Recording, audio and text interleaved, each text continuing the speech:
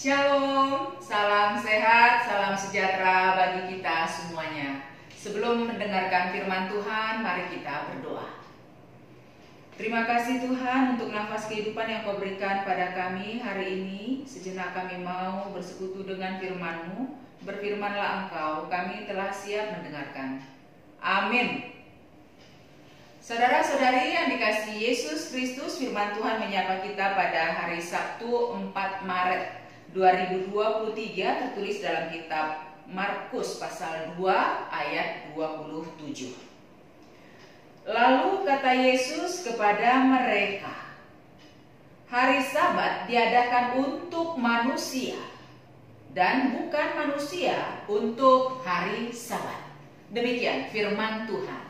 Saudara-saudariku, tentunya kita pernah mendengar kalimat hidup untuk makan atau makan untuk hidup. Apa yang kita dengarkan tadi dalam firman Tuhan kurang lebih sama dengan kalimat yang baru saya ucapkan itu. Bahwa sebetulnya apapun yang kita lakukan tujuannya harus jelas.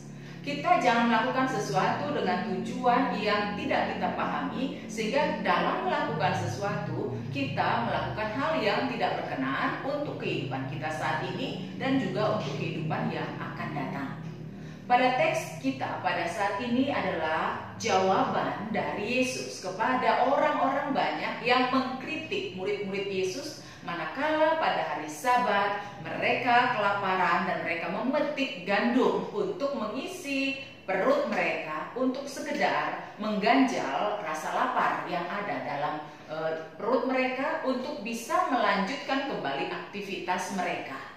Tapi karena orang Yahudi pada saat itu sangat ketat sekali untuk melakukan hal-hal yang terkait dengan hukum Taurat, di mana mereka pada hari Sabat tidak boleh bekerja sama sekali kecuali hanya berkunjung ke rumah sahabat atau kerabat dalam durasi yang tidak lebih dari 1 mil, dan mereka hanya boleh ke bait Allah untuk berdoa dan beribadah. Selebihnya baik makan, baik minum dan lain sebagainya hanya dibatasi dengan bagian-bagian tertentu, apalagi mencuci, apalagi ke ladang dan lain sebagainya dianggap sebagai sesuatu yang sudah melanggar hukum Taurat. Maka di sini Yesus mengingatkan mereka bahwa kalau hukum Taurat itu bukan untuk menguasai manusia, tapi manusia yang harus menguasai hukum Taurat itu. Apapun yang dilakukan, peraturan-peraturan dalam hidup ini itu gunanya adalah untuk kebaikan manusia. Kita tidak boleh diperbudak oleh peraturan-peraturan yang dilahirkan oleh akal budi manusia. Misalnya juga apabila kita makan, maka tujuan kita makan itu adalah untuk hidup, bukan hidup untuk makan. Kalau hidup untuk makan, maka kita akan mengumpulkan seluruh hal-hal yang kita butuhkan dalam hidup ini, entah itu kebutuhan bahan makan pokok kita atau juga kebutuhan jasmani kita, yang mana itu adalah sebagai tujuan akhir hidup kita dengan menghalalkan segala cara.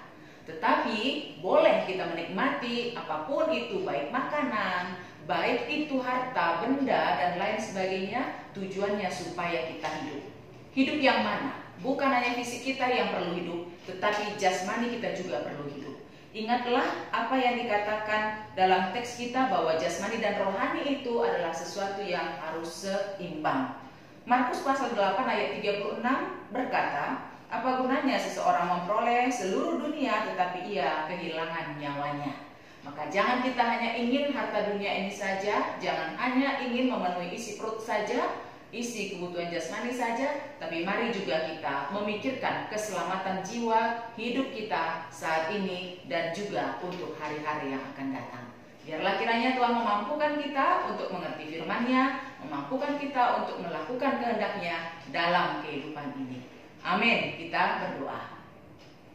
Terima kasih Tuhan, begitu banyak hal-hal yang kami ketahui di atas muka bumi ini, namun mampukan kami untuk boleh mengetahui tujuan yang sesungguhnya agar apapun yang kami lakukan itu semata-mata adalah untuk kebaikan jasmani dan rohani kami, terlebih untuk memuliakan nama-Mu. Biarlah peraturan-peraturan yang ada di atas muka bumi ini kami lakukan berlandaskan kasih dan rasa takut kepada Engkau. Kami semua telah mendengarkan firman-Mu, mampukan kami untuk boleh mengerti terlebih melakukannya dalam kehidupan kami masing-masing. Dalam Yesus kami berdoa. Amin.